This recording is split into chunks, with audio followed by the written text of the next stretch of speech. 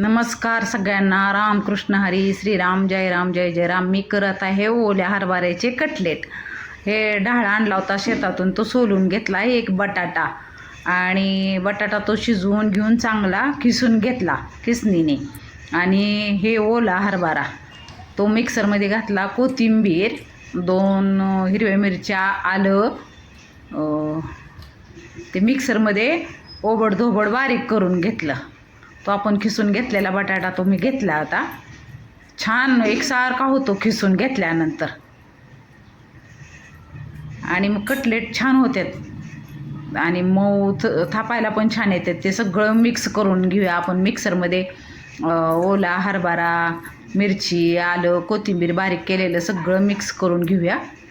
साध्या सोप्या पद्धतीनं घरच्या घरी जे सामान असेल त्यापासून बनवलेली ही साधी सोपी बघा. मी काय जास्त असं काय त्यात वापरत बसलेलं नाही.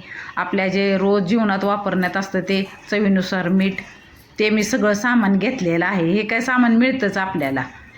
आणि चांगलं मिक्स करून घेतलं, एक जीव चांगलं करून घेतलं. म्हणजे आता ह्याच दिवसात एवढंच आता वाळायला लागले जे ओले हरभरे डाळ आहे ते.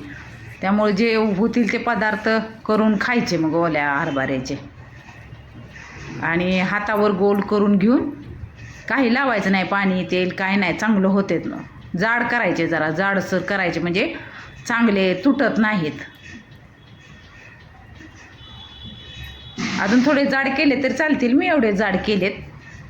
आणि टेस्टी पण झाले होते. मी पहिल्यांदाच केलेत हे कटलेट. असे एवढे एवढे गोळे घेऊन मी सगळे असे हातावर थापून घेते. पहिल्यांदाच केले त्यामुळं मला म्हणजे आश्चर्य वाटलं आणि विशेष बी वाटलं छान झाले म्हणून. नाहीतर करतात वेगळे वेगळ्या कशाचे. कढई तापत ठेवली होती, तेल टाकून घेतलं. असं थोडं तेल टाकून सुद्धा चांगलं परतून घेतलं तरी चालतील दोन्ही बाजूनी. आणि जरा जास्त तेल टाकून जरी तळून घेतलं तरी चालतील. मी आधी थोडं असं करून घेतलं आणि परत थोडं जरा जास्त तेल टाकून परतून पण चांगले घेतले तळल्यासारखे.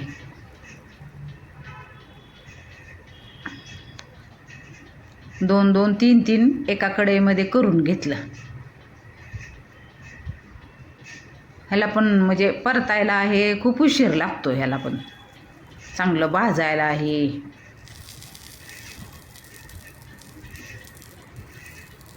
थोडंसं तेल टाकून घेतलं सगळं वरती दोन्ही बाजूनी पण.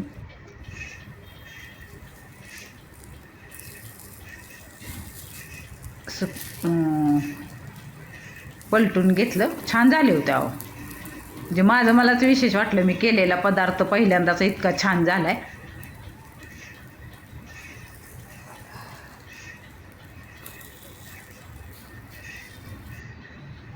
आता भरपूर तेल टाकलं आणि ह्याच्यात असं चांगलं म्हणजे तळल्यासारखं थोडंफार म्हणजे निघालं, जास्त करून भाजून छान.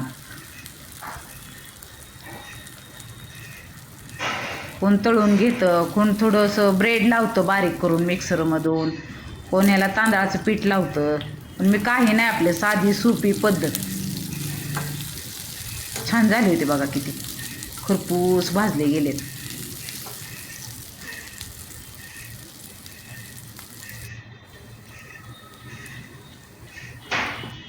असे कुरकुरीत चांगले आलटून पलटून चांगले भाजून घेतले दोन्ही बाजूनी.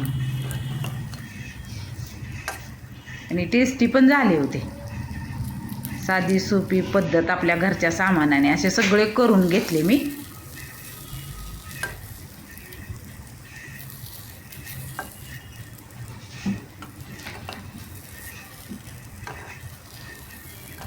सगळं करून घ्यायला असं म्हणजे उशीर लागला खूप.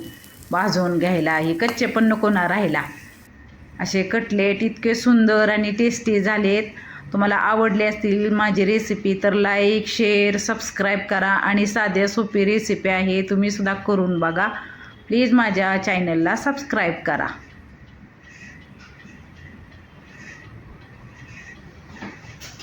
आणि तेलकटसुद्धा एवढं झालेलं नव्हतं बघा, किती छान झाले. दोन्ही बाजूनी छान खरपूस भाजून घेतले मी.